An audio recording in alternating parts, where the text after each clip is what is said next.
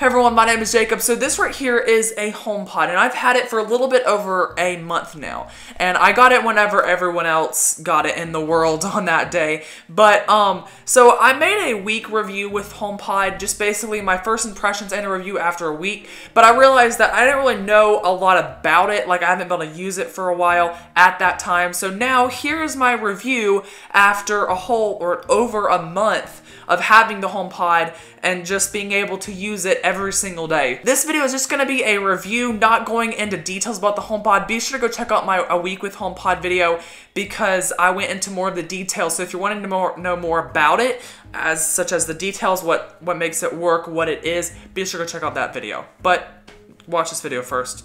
You can go check that out later. So before the HomePod, I had an Amazon Echo. I think I had it for 2 years. An Amazon Echo, so I had a good understanding of the Amazon Echo, and I used it for a while.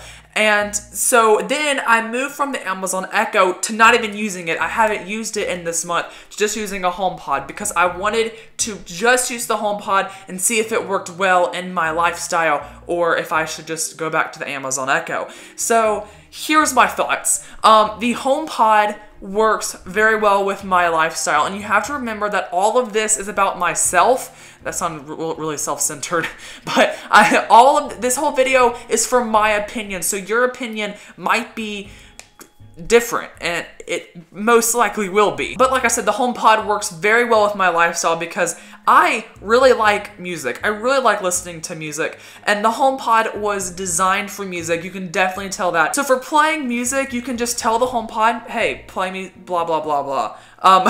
Or you can play from your iPhone, and that's actually what I find myself doing the most, is playing music from my iPhone. And I have used the Apple Music app so much now after getting the HomePod that it's really great. Now, one thing to keep in mind is that I'm not even using the full potential of the HomePod because I do not have Apple Music. I don't really see the thought process behind having a music streaming service whenever you're paying $120 a year for music that you don't even get to keep. I just buy the albums. It makes more sense to me because I get to keep it forever. Like, you could have the Apple Music subscription for 5 years. It'll be great. You'll have all of this music that you want to listen to, but after the 5 years are over, you don't want to pay $120 a month anymore. You have nothing. You have none of that music that you've listened to anymore. So I recommend buying albums yourself. Now, as far as being a smart assistant, I haven't really used it for that much, and I didn't really use Alexa for that much either. She can answer basic questions, tell you the time, and control smart home, which is basically what I have done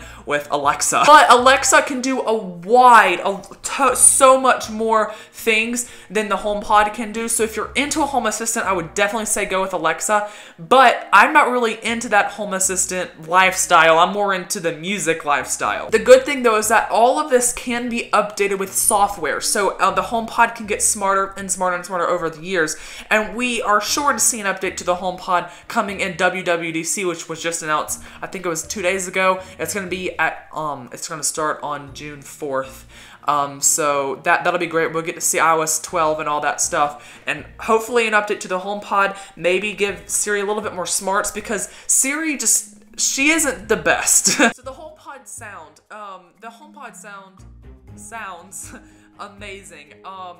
It's really good. The bass is like, it's deep, it's clean.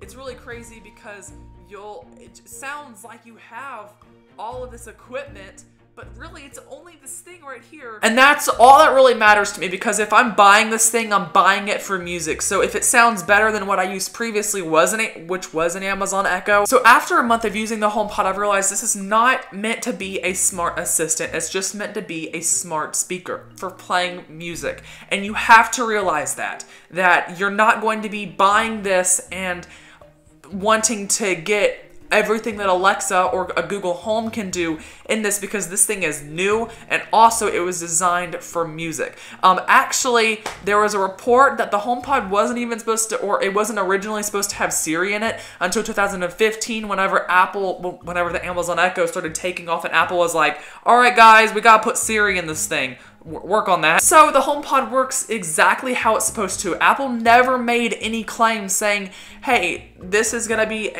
the best assistant out there. They never said that. They said it's gonna sound the best. And it does. I mean, the Google Home Max, I have not which is basically Google's version of this. I've not got to try that yet, so I do not know for sure. But that was still $400 and this is $350. Okay, everyone, thank you so much for watching. I hope that gave you a little bit more of details about the HomePod if you're fighting on getting it. It's definitely going to be great whenever the multiple room audio comes, AirPlay 2 comes, stereo sound for an Apple TV comes. It's going to be great in the future, and it's also great right now. You just got to remember this is a starting product, and they'll build on top of it over and over and over. They just got to hurry up on that. All right, everyone, thank you so much for watching. Be sure to give this video a thumbs up if you liked it, and subscribe, because I'll have videos about this, about the Amazon Echo, about other Apple products, about it's just some other things in the future. Thank you all so much for watching. Like I said, I think I've said that 3 times already. I don't, whatever. I'll see y'all later. Goodbye.